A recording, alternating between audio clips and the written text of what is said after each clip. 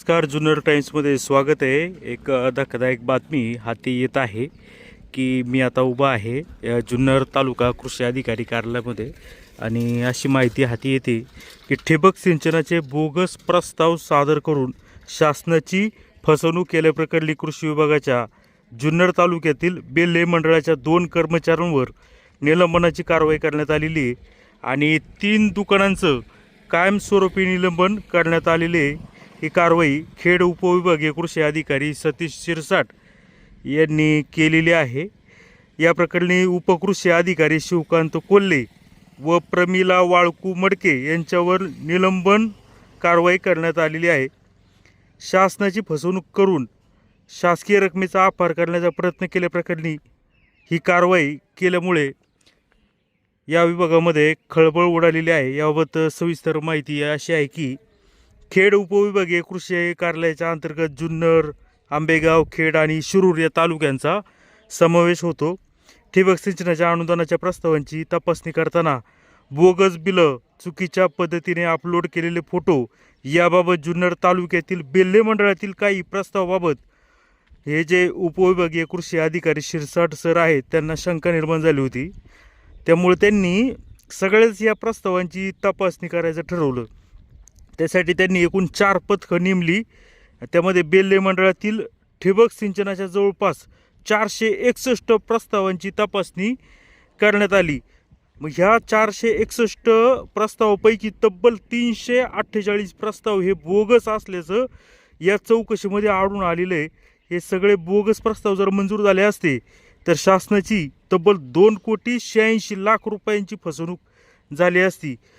मात्र उपविभागीय कृषी अधिकारी शिरसाट साहेबांनी केलेल्या तात्काळ कारवाईमुळे ही वेळीच बोगस प्रस्तावाची पडताळणी होऊन शासनाचा अपहार रोखलेला आहे. पण त्या प्रस्तावापैकी जवळपास 15 प्रस्ताव मंजूर झाले होते. त्या अनुदानाची 5,88,000 इतकी रक्कम त्या लाभार्थ्यांच्या खात्यामध्ये देखील जमा झाली होती.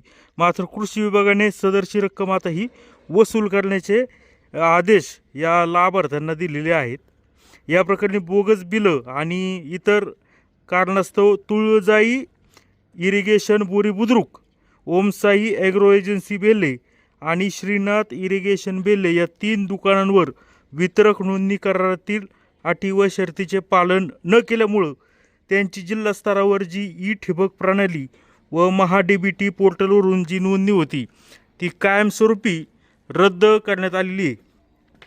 तसेच या ठिबक सिंचन योजनेअंतर्गत अनुदानासाठी शेतकऱ्यांना ठिबक व तुषार सिंचन संचाची विक्री करू नये असा आदेश देखील या 3 दुकानदारांना दिलेला आहे.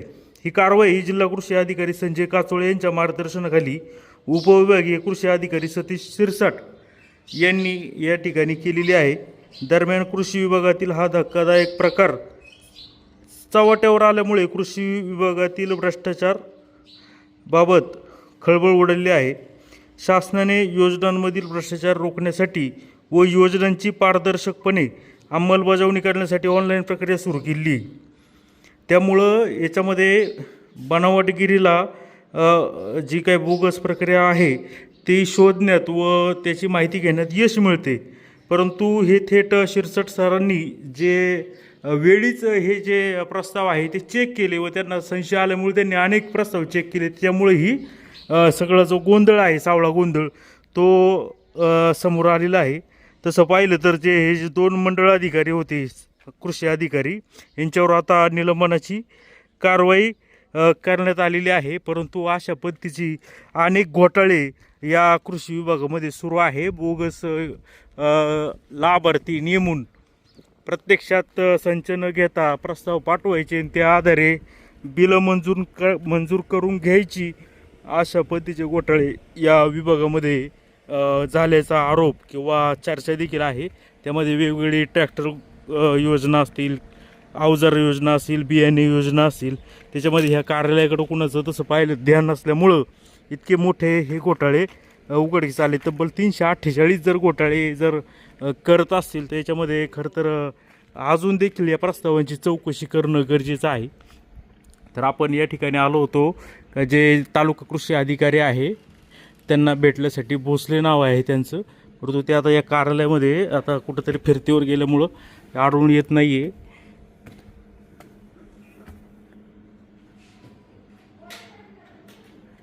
तर अशा प्रकारे ही 348 बोगस ही योजना म्हणजे राबवून 2,86,00,000 रुपयाचा अपार होणार होता तो वाचलेला आहे.